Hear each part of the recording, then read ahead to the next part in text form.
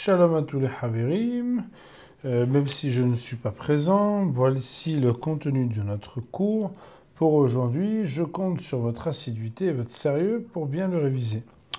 La Gemara, après que nous ayons vu la Mishnah, Daf Yud Zayin Amud Bet, la Gemara nous dit la chose suivante. Dekule alma mi'at kli Shabbat lo. D'après toutes les opinions, néanmoins, tremper un ustensile qui était impur et inapte durant le Shabbat pour le rendre apte, c'est quelque chose qui sera interdit. Quand on dit couler alma, ça veut dire toutes les opinions, ça veut dire autant celle de Beth Shammai que de Beth Hillel. Et la Gemara de poser la question, Maï ta'ama, quelle est la raison pour laquelle cela est interdit? La Gemara de dire, Amar Rabba, Rabba de dire, Gzera, nous passons à la page Yudhet Amud Aleph, Gzera shemaï telenu, beyado veya'abirenu arba amod birshut arabim. C'est une barrière rabbinique d'interdiction, de peur qu'il ne le prenne dans sa main, l'ustensile, et qu'il ne le transporte pendant 4 amotes de distance dans le domaine public, chose qui serait interdite de la Torah le jour du Shabbat. Autrement dit, on interdit à titre rabbinique de lui permettre de tremper le kli, de peur qu'il transgresse, ce faisant, avant, après, en tout cas autour de cette action, de faire un transport pendant Shabbat, qui est une action de Horaïta. La Gemara de dire à Marle Abaye de poser la question à Rabba. Yesh lo bor bahatzero maïka le memar. Si on parlait d'un cas où il avait un puits dans la cour de sa maison, c'est-à-dire dans le même domaine, sans avoir besoin ni prendre le risque de sortir à l'extérieur, Maïka lemema, qu'y aurait-il lieu de dire? Autrement dit, dans notre Mishnah, nous ne faisons pas de différence en parlant a priori de l'interdiction le Shabbat, d'après Beth Shammai et Beth Hillel de tremper un ustensile. On ne ferait pas de différence, en tout cas on ne le voit pas dans le langage de la Mishnah, entre un homme qui a un bord dans lequel il peut le tremper à l'intérieur de son hatser, de sa cour, et un homme qui le ferait qu'à l'extérieur. Aussi, la raison de Rabba qui veut justifier que c'est de peur qu'il en vienne à transporter dans le domaine public, et qui parlerait a priori de quelqu'un qui est un bord à l'extérieur de son hatser, qu'en serait-il pour quelqu'un qui a un bord à l'intérieur de son hatser? La Gemara de répondre, à Marley, il lui répondit, ça veut dire Rabba de répondre à la question de Abaye, Gezera bor bahatzero atu bor birshut arabim.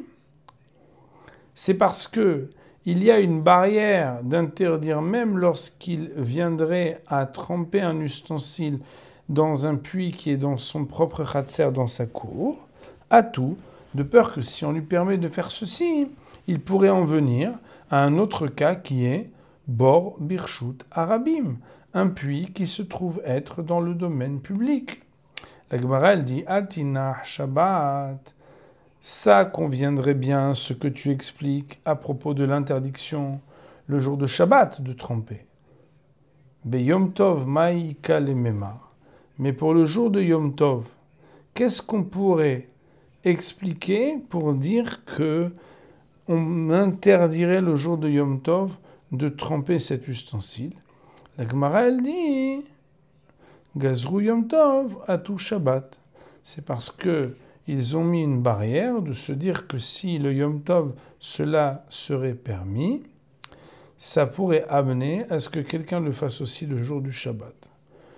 Et donc, la Gemara ici de nous dire qu'il y aurait lieu de comprendre que toute la raison pour laquelle on n'a pas le droit de tremper cet ustensile, c'est tout simplement parce qu'on a peur qu'il transporte dans un domaine public le Shabbat.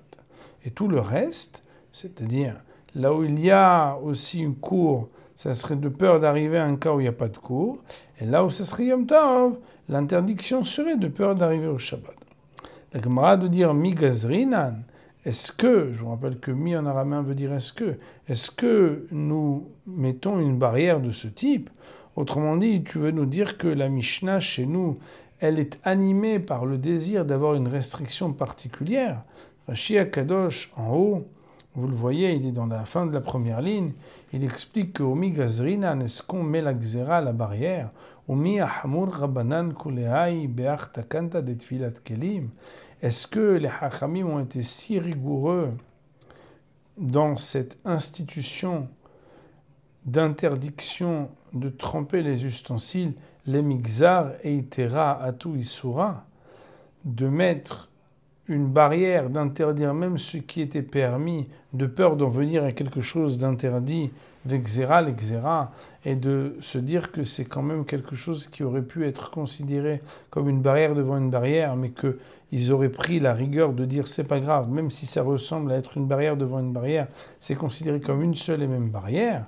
Et la Gemara de dire, Ve'at anan, voilà pourtant que la Mishnah a une deuxième partie, où il est marqué, de point vrai les guillemets, Veshavin shemashikin et tamaim beklieven letaaran avalo madbilin, qu'on a le droit de mettre l'eau dans un ustensile de pierre, cette eau qui avait été rendue impure, et que c'est la seule eau qui est buvable, il la met dans ce kéli, dans cet ustensile de pierre, et il fait ce qu'on a appelé la shaka dans l'explication de la Mishnah, à savoir que le récipient est comme ça, il va le mettre jusqu'au niveau de l'eau pour pouvoir essayer grâce à ça de faire que cette eau se trouve être zro'a, plantée à l'intérieur de l'autre et devenir théora.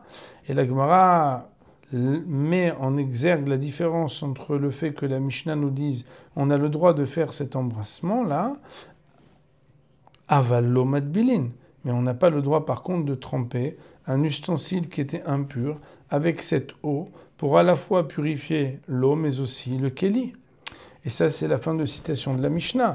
Donc quand la Gemara nous dit au Migazrinan, est-ce que tu crois bien mettre que le Tana de notre Mishnah, ce qui l'anime c'est de mettre une xéra, de mettre une barrière à propos de Dvilat Kelim. Ve'atnan, voilà que la Mishnah elle amène les deux lois qui sont les nôtres, c'est-à-dire que Mashikin c'est permis, mais Madbilin c'est interdit. Fermez les guillemets. Ve'i ita. Et si c'était comme supposé que quoi? Que Behemet, on est gozer, c'est-à-dire qu'on met une barrière et que les hachamim ont été très durs, alors nigzor ashaka, toi de bala. On devrait aussi mettre une barrière, d'interdire dans notre Mishnah le fait de mashikin. On devrait dire en mashikin, alors que la Mishnah dit oui mashikin. Et pourquoi est-ce qu'on devrait interdire la hachaka? En se disant, si tu permets la hachaka, tu pourrais en venir à ce que la personne qui le voit, il va se dire, ben voilà, moi j'ai le droit aussi de faire la dvila. Et de ce fait, la Gemara ici veut réfuter ce que Rabbah a voulu dire. La Gemara de répondre en disant, Vetisbera, tu crois que c'est une vraie question ce que tu poses. I itle maim yafin, anela mali, si il possédait, il détenait d'autres eaux qui étaient bonnes. À savoir qu'à part les eaux qui se trouvent être des eaux propres dans cet ustensile, alors que ce sont des eaux qui sont tamées, mais on sait qu'il y a des eaux propres et tamées, et malheureusement il y a des eaux sales qui ne sont pas tamées. S'il avait d'autres eaux par ailleurs pour pouvoir boire, anela mali, pourquoi est-ce qu'il se préoccuperait de prendre celles qu'il veut prendre maintenant pour les planter dans cette eau par la hachaka et les rendre pures? La mali les me'abad les ou hachaka, pourquoi voudrait-il les faire comme ça, embrasser le réservoir? Et là, seulement que tu es obligé de dire qu'on parle d'un cas d'élite-les, qu'il ne possède aucune autre eau. Ça veut dire que, à part ces eaux-là, qui sont des eaux bonnes, qui ne sont pas salées, qui sont des eaux douces et propres, il n'en a pas d'autres, puisqu'il vient pour les tremper afin de faire en sorte de les purifier.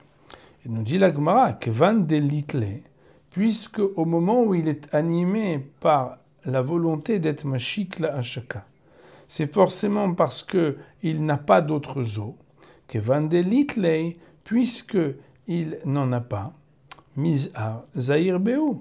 Tu peux te dire que préalablement, avant qu'elle ne soit rendue impure, il a été très très vigilant à ce que personne ne touche cette eau pour la rendre impure. Et alors? Et nous, Chachamim, que ce soit Rashi ou Rabbeinu Hananel, les autres vont dire, et puisqu'il est très vigilant à l'idée de perdre Khalila, cette eau qui est la seule eau pure et douce qu'il peut consommer, tu peux être sûr que si l'événement de la Toum'a de l'impurification de ces eaux arrivées, c'est un événement qui est extrême, parce qu'il est, malgré la vigilance de cette personne, arrivé alors qu'il a pris toutes les précautions. Et alors, étant donné qu'il a pris des précautions, l'événement que ça se rende impur, ça s'appelle Milta de l'Oshkiha. C'est un événement qui est très peu probable. Et dans les cas où l'événement est peu probable, on a un principe qui dit Milta de l'Oshkiha, lo gazru berabanan, dans un cas qui n'est pas fréquent, alors les Hachamim n'ont pas fait de Xéra. Et de là, tu ne peux pas réfuter l'hypothèse de Rabat, de dire qu'en définitive, la raison de la Mishnah, c'est bel et bien parce qu'on se dit Xéra, Shema Ya'avirenu, Arba'a Amot Birshot Harabim. Après, on a dit, Behemet, que c'est Yesh Lobor, Atu En Lobor, Yom Tov, Atu Shabbat. Et pour autant, le cas de notre Mishnah qui dit que la Hashaka est permise alors que la Tbala n'est pas permise, ça ne va pas être une preuve. On va dire pour aujourd'hui, Baruch Ne'el Olam, Amen ve Amen.